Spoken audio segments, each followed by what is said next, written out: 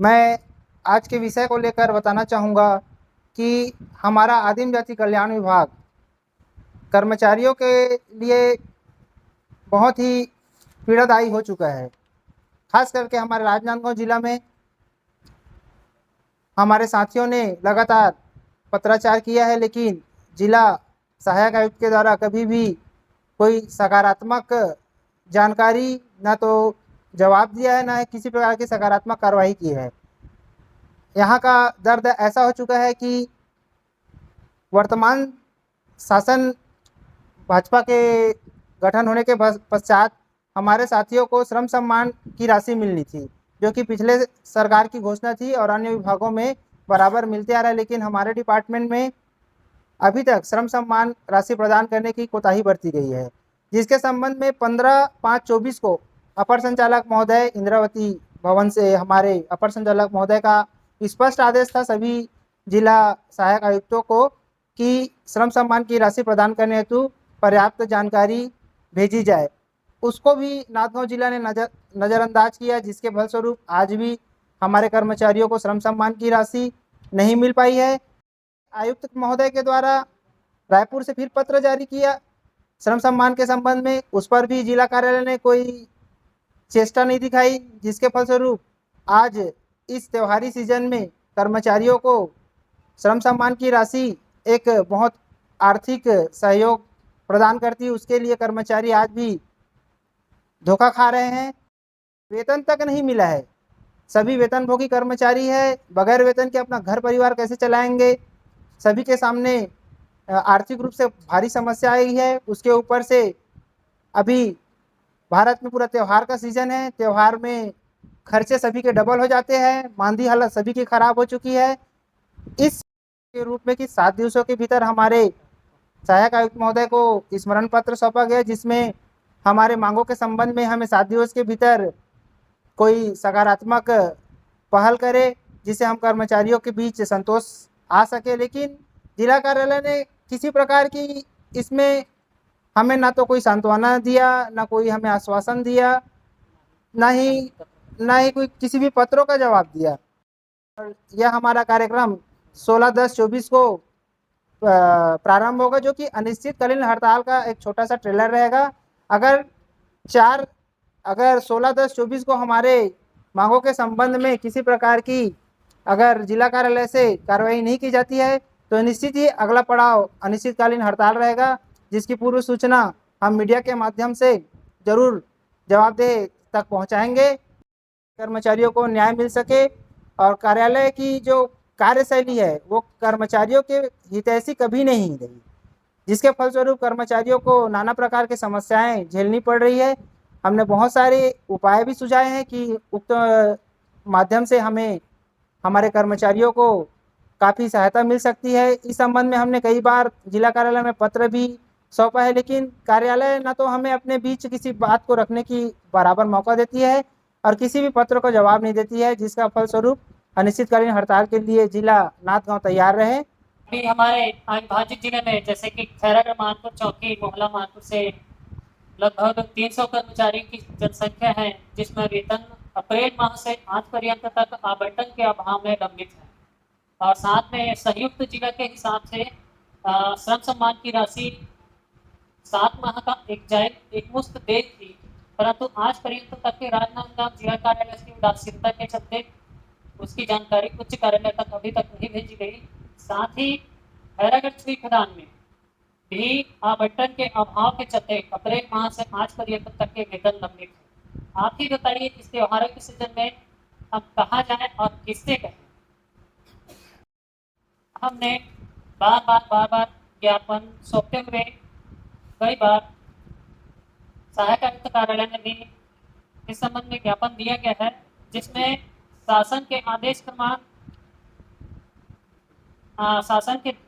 दिनांक 11/21, 30/11/2021, 25/4/2022 एवं 13/7/2022, 8/2/2023 के निम्न दिनांक के तहत आदेश जो जारी हुआ था, उसके तहत विभागीय रूप से वेतन निर्धारण किया जाना था, लेकिन आज पर्यंत तक नाथगांव जिला में इस संबंध में कार्यवाही नहीं की। इससे पूर्व हमारे सहायक आयुक्त थे श्री एस के वाहने, जो कि सेवानिवृत्त हो चुके हैं, उन्होंने एक फाइल चलाई हुई थी वेतन निर्धारण के लिए। उक्त संबंध में फाइल तो चली, परंतु वो भी बीच राह पर ही अटक गई। अधिकारी और बाबुओं की दार्शिकता के कारण भेंट चढ़ी। मेरा नाम विकास देशमुख, संभाग अध्यक्ष है दुर्ग आदिम जाति कल्याण विभाग कर्मचारी संघ 30/183। हमने राजगांव जिले में 16/10/2024 को एक दिवसीय कार्यालय घेराव का जो अल्टीमेटम दिया है, उसके फलस्वरूप हमने उसके ऊपर से हमने आज प्रेस वार्ता रखी थी। प्रेस वार्ता के पहले मैं बताना चाहूँगा, प्रथम ज्ञापन हमने 9/9/24 को स्मरण पत्र के रूप में जिला सहायक आयुक्त को सौंपा है, जिसमें 7 दिवस के अंदर हमने निराकरण की मांग रखी थी, लेकिन उसमें हमें किसी प्रकार का जवाबी पत्र प्राप्त नहीं हुआ है, जिसके फलस्वरूप हमने 4/10/2024 को 16/10/2024 को एक दिवसीय कार्यालय कलेक्टर घेराव का अल्टीमेटम सौंपा है। और क्या मांगे हैं आपकी जिसके कारण आपको घेराव करने का नौबत आ गई? हमारी प्रमुख मांग है वेतन निर्धारण। हमारे जिले में लगभग 15-20 वर्षों से कर्मचारी दैनिक वेतनभोगी कलेक्टर दर के वेतन का आहरण कर रहे हैं, जिसका शासन के पास पर्याप्त निर्देश है कि अमुक आदेश है हमारे, उसका विवरण आपके अभी मैं सौंपूंगा। उसमें स्पष्ट निर्देश है कि कर्मचारियों को नियमित वेतनमान का लाभ दिया जाना है। उच्च कार्यालय आयुक्त कार्यालय रायपुर से समय समय पर निर्देश जारी होते आ रहा है, लेकिन जिला कार्यालय उसमें किसी प्रकार का अपना कलम नहीं चलाया है, जिसके फलस्वरूप हमारे कर्मचारी आज भी पीड़ित है। साथ ही संयुक्त जिला हमारे नाथगांव में लगभग 6 माह का वेतन कर्मचारियों का रोका गया है आवंटन के अभाव में। तो क्या जिला कार्यालय को नहीं चाहिए कि आवंटन बजट को लेकर के किसी प्रकार की अनुमति ली गई है जिला प्रशासन से? सूचना दी गई थी। ये बता पाएंगे जिला 6 माह से वेतन के अभाव में कर्मचारी आर्थिक रूप से काफ़ी परेशान है, जिसके फलस्वरूप हमने कई बार पत्र सौंपा है, लेकिन जिला कार्यालय बजट पूर्व में क्यों नहीं मंगाती?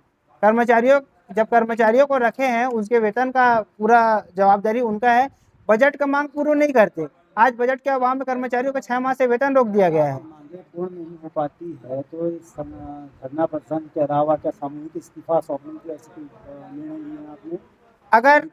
अगर हमें 16/10/24 को किसी प्रकार की सफलता मिलते नहीं दिखेगी, तो हम अनिश्चितकालीन हड़ताल का रूप, उसमें हमारे एजेंडा में है कि हम अनिश्चितकालीन हड़ताल में जाएंगे, और अनिश्चितकालीन हड़ताल नाथगांव से चालू होकर रायपुर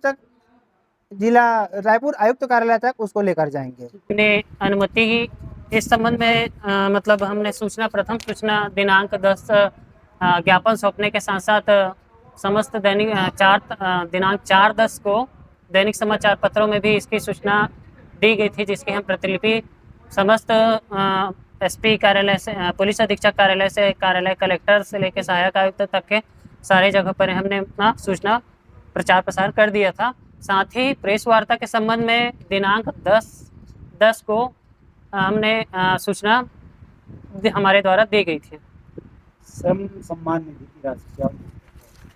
श्रम सम्मान राशि का जो जानकारी है 15/5/2024 के आधार पर उसका संयुक्त जिला के हिसाब से सारी जानकारी, समस्त कर्मचारियों की जानकारी जो स्वीकृत पद के विरुद्ध कार्यरत हैं, उनकी जानकारी उच्च कार्यालय को भेजी जानी थी। 24 को भी रिमाइंडर लेटर के रूप में पुनः आया गया, लेकिन आज पर्यंत तक के जानकारी नहीं भेजी गई। कितनी राशि होती जो कितने कर्मचारियों को मिलती? ये लगभग 600 के आसपास, संयुक्त जिला में 600 के आसपास कर्मचारियों को मिलना है श्रम सम्मान, प्रत्येक माह 4000 के रूप में। मेरा नाम प्रमोद सिन्हा, संयुक्त जिला अध्यक्ष है, आदिम जाति कल्याण विभाग कर्मचारी संघ 30/183 पंजीक्रम।